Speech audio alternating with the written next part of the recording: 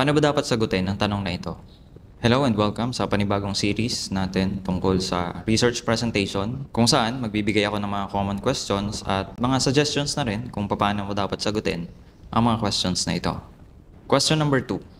Why did you choose this topic or study?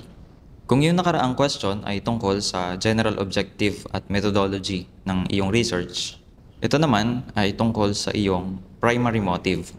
Ang pinaka-effective na paraan para sagutin ang question na ito ay yung sumandal ka sa isang particular na advocacy o paniniwala.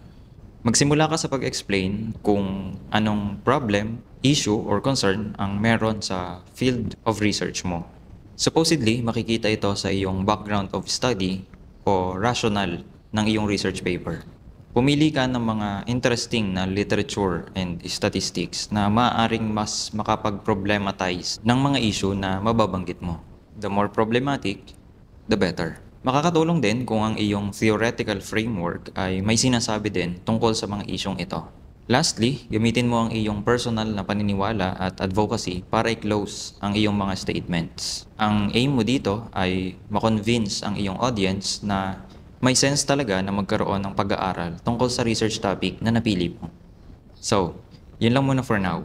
I'm your research teacher, Ichiro A. Good luck and follow for more.